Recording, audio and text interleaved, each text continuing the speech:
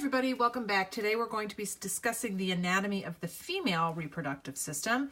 I already made one video of the male reproductive system, so I guess you can watch them in either order. It doesn't really matter, just make sure you watch both of them. So I only have one model today. This is the female reproductive system model, and as you can see, it's the same as the last one in that you can kind of open it up to reveal the sagittal section, or you can look at it in a three-dimensional cross section. And I'm going to start pretty much in the primary organs of the female reproductive system, which would be the ovaries. That's where the eggs are made and where oogenesis goes on. And if you look sort of on top here in the back, you can see the ovaries are out here.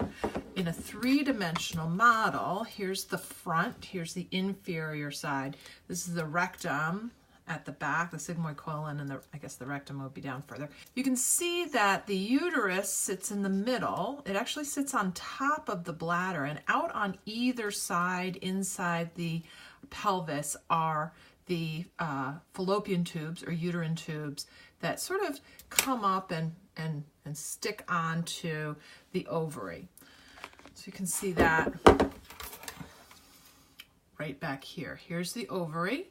That's where the eggs are stored from before birth until menstruation begins. At menstruation, one side or the other will go through ovulation and spit out an egg into the general direction of the uterine tube. Now, unlike the male reproductive system, this is not a closed system. The uterine tube is not actually completely connected to the ovary. There's little structures that hang down here that are called fimbriae, and they kind of move like in this kind of a motion, and they create sort of waves that suck the egg in towards the uterine tube. So the egg could potentially float away, but most of the time it gets itself into the tube. It travels down the tube. If fertilization were to happen, it would happen about here in the uterine tube. The tube leads into the uterus. You can see here's a quarter view of the uterus. When the uterus does not have a developing baby in it, it's usually quite flattened. We call it a potential space, but it's actually quite small and flat inside. So this is the uterus, and you can see it really is sitting right on top of the urinary bladder. If fertilization were to happen in the uterine tube, the egg would continue down that uterine tube, come into the uterus, and hopefully implant inside on the endometrium of the uterus.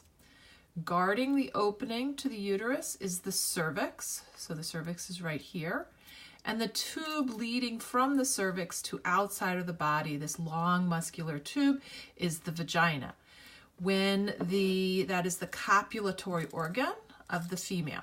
When the copulatory organ of the male, the penis, enters the vagina, hopefully, if you want conception to occur, the ejaculation will happen up here, very close to the cervix, and that helps to reduce the amount of time the sperm has to spend in this very acidic environment of the vagina, and the sperm can come up into the uterus, pick a tube, go down that tube, and hopefully find an egg in just the right place.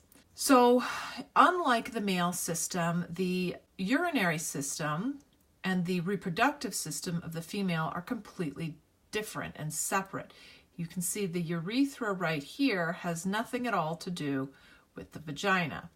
The bladder will empty into the urethra, and that will empty when urination happens, and sexual intercourse happens here in the vagina, and fertilization of the egg will happen if the semen that is deposited here contains sperm that have enough energy to get through the uterus and pick the right tube and fertilize the egg in the uterine tube. The opening of the vagina is at the bottom. I'm going to actually put this back together for just a second. If you looked at it from the outside, you could actually see that this right here would be the opening to the vagina. The opening to the urethra is a little bit further up. It's there. So it's two separate holes. You can see there's two sets of lips here, inner and outer. The inner lips are called the labia minora, and these are not covered with hair. There's no hair on them. They're usually darker, and there's a very, very high blood supply. These actually will become engorged with blood during sexual arousal in very similar manner to some of the erectile tissue in the male system. The outer lips are called the labia majora, and these do have hair on them. So you can see here would be the labia minora, and here would be the labia majora. And this is homologous to the skin that covers the testes, the scrotum, in the male.